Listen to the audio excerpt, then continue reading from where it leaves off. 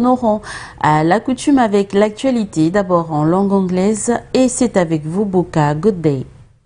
Greetings to you, Elundu. We debut this edition in Malawi, where the Electoral Commission, MEC, recently launched the campaign season and pledged free, fair and credible presidential elections. Listen to this report for more insights.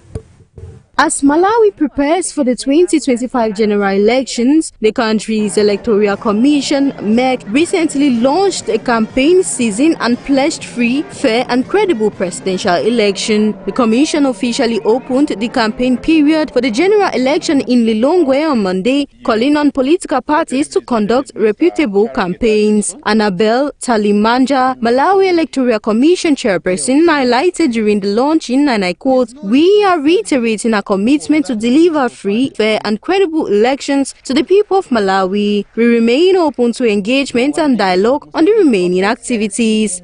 The chairperson further urged parties to follow the Electoral Code of Conduct and stressed the importance of not inciting violence among youth voters. The 60-day campaign windows runs from July 14 to September 14, offering party leaders an opportunity to present their vision to the electorate, with voters casting their ballot on September 16.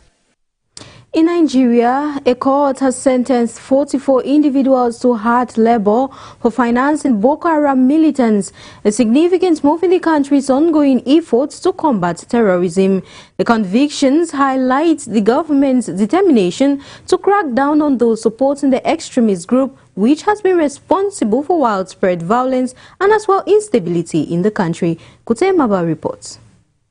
On July 13, 2025, a Nigerian court sentenced 44 individuals to hard labor for financing Boko Haram militants, a significant move in the country's ongoing effort to combat terrorism. The convictions highlight the government's determination to crack down on those supporting the extremist group, which has been responsible for widespread violence and instability in the region. Boko Haram's insurgency has had devastating impact on Nigeria and its neighboring countries, resulting in thousands of deaths and displacement. The court's decision sends a strong message that financing terrorism will not be tolerated in Nigeria. The government has been working to strengthen its counter-terrorism laws and enhance its ability to track and disrupt terrorism financing networks. This latest development demonstrates the country's commitment to taking a tough stance against those who support terrorism. The hard labor sentences are expected to serve as a deterrent to others who might consider financing the group. The sentences have been welcomed by many Nigerians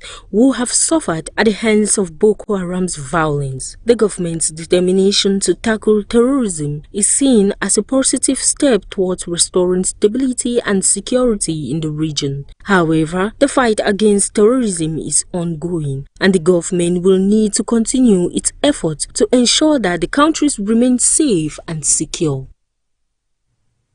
Thank you, Imaba. We proceed in Burundi, where the nation is now the 8th country in the World Health Organization African region to eliminate trachoma as a public health problem, marking a major milestone in the country's fight against neglected tropical diseases. Details. The World Health Organization has officially made public Burundi's elimination of trachoma as a public health problem, marking a major milestone in the country's fight against neglected tropical diseases. Trachoma spreads through personal contact, contaminated surfaces and flies. Repeated infections can lead to scarring, inward turning, eyelids and ultimately blindness. According to WHO Director General Dr. Tedros Adhanom Ghebreyesus, eliminating a disease like trachoma is a major public health achievement that requires sustained effort and dedication. I congratulate the government and the people of Burundi for their hard work and commitment. It is inspiring to see Burundi join the growing group of countries that have eliminated at least one NTD. It's worth noting that Burundi becomes the 8th country in the WHO African region to achieve this status, and trachoma is the first NTD to be eliminated in the country. Burundi's Health Minister Lindwine Baradahana celebrated the announcement statement stating, "This validation marks a major milestone in our commitment to health equity," noting that it is a collaborative victory made possible by nearly 20 years of national mobilization and international solidarity. The disease continues to affect some of the world's most vulnerable populations, especially where access to clean water and sanitation is limited. We proceed out of the continent in Belgium, where the recent EU-Saudi neighborhood talks in Brussels are significantly overshadowed with discussions on the Gaza conflict.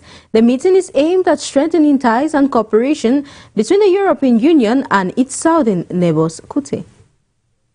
The recent EU-Saudi neighborhood talks in Brussels were significantly overshadowed by discussions on the Gaza conflict. The meeting aimed at strengthening ties and cooperation between the European Union and its Saudi neighbors took a backseat as leaders grappled with the urgent need to address the escalating violence and humanitarian crisis in Gaza. The conflict's impact on regional stability and its potential to exhibit existing tensions were key concerns dominating an agenda and shifting focus away from other pressing issues. As a result, the discussion in Brussels centered on finding ways to mitigate the conflict's effects and promote a peaceful resolution. Leaders emphasized the need for an immediate ceasefire, increased humanitarian aid, and diplomatic efforts to address the underlying causes of the conflict. The outcome of the talks reflects the EU's recognition of Gaza conflict's far-reaching implications